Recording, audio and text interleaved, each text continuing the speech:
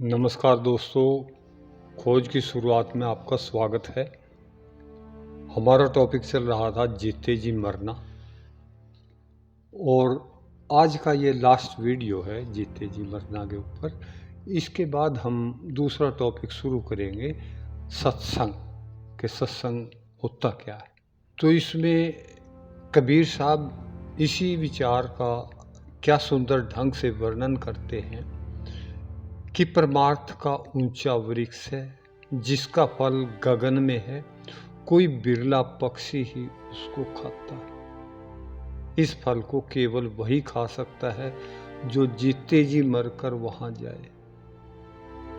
अतः जब तक आत्मा शरीर को पूर्णतया नहीं छोड़ देती, तब तक तेरा जन्म मरण नित्य ही बना रहेगा। आत्मा के अंतर में बढ़ने और तारा मंडल आ जाता है, और जब तक आत्मा तारा मंडल को पार नहीं कर लेती, उस लोक का सूर्य और चंद्र तथा सतगुरु का स्वरूप प्रकट नहीं होते।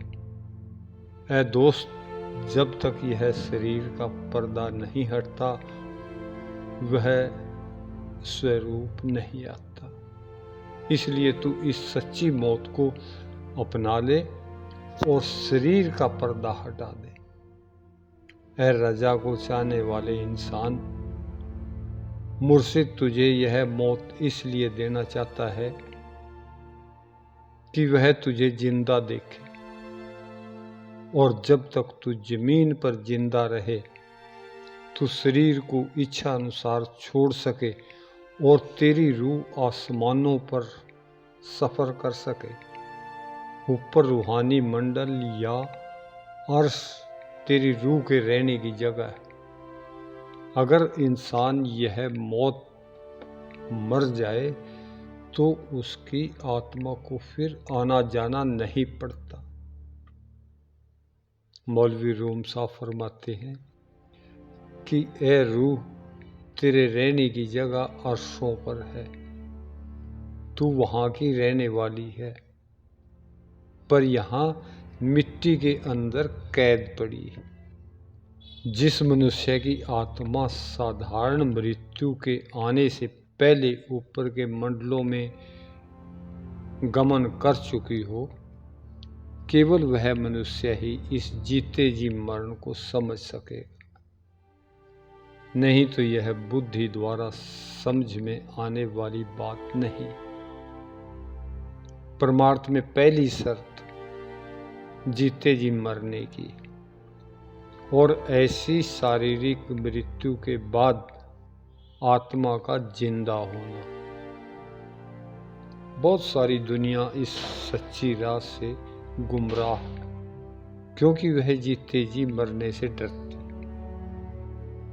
हम इस सच्चे आंतरिक ज्ञान को कहाँ ढूंढ सकते हैं? प्रकट अथवा बाहरी ज्ञान को त्याग कर इसे पाया जा सकता है। यह सच्ची सलामती बाहरी सलामती को छोड़ने पर ही मिलती। अपनी वास्तविक हस्ती को बाहरी हस्ती से परे होकर ही पहचाना जा सकता। जब तक तू यह सच्ची मौत नहीं पा लेता, ये लाभ तुझे किस प्रकार मिल सकते? इसलिए ऐ इंसान, तू यह सच्ची मौत मर, ताकि तू मनुष्य जन्म का सच्चा लाभ उठा सके। ऐ गुमराह इंसान, अगर तू यह मौत नहीं मरेगा, खुदा ही हाजिरी से तू कुछ भी नफा नहीं उठा सकता। यह है मौत से पहले मरने का असल राज। ऐसे मरने के बाद ही मालिक की बख्शिशें प्राप्त होती हैं। इस मरण को छोड़कर और कोई ऐसा साधन नहीं है जिसके द्वारा रब की दरगाह में कबूलियत हो सके।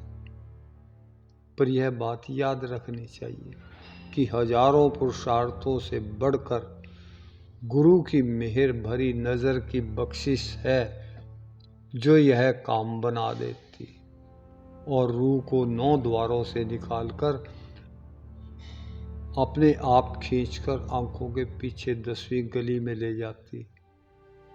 हमारी चतुराइयाँ और कोशिशें खतरे से खाली नहीं, और उनमें सैकड़ों तरह की तकलीफों का सामना करना पड़ता।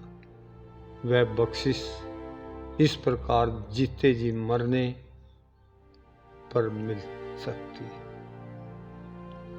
हिम्मत न हारने वाले गृहस्थी साधकों ने इस बख्शिश का अनुभव किया। मेहर से करनी और करनी से मेहर उत्पन्न होती, ये दोनों साथ साथ ही चलती।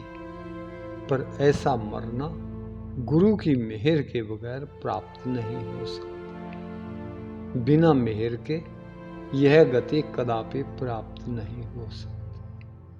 मालिक के आंशिक जीते जी मरण के द्वारा खुशी और आनंद के प्याले पीते हैं, पर केवल वे लोग ही जिनको कि सतगुरु अपने हाथों से आप पिलाए। बहुत बहुत शुक्रिया जी, बहुत बहुत धन्यवाद। अगले टॉपिक में हम सत्संग के बारे में बात करेंगे। धन्यवाद।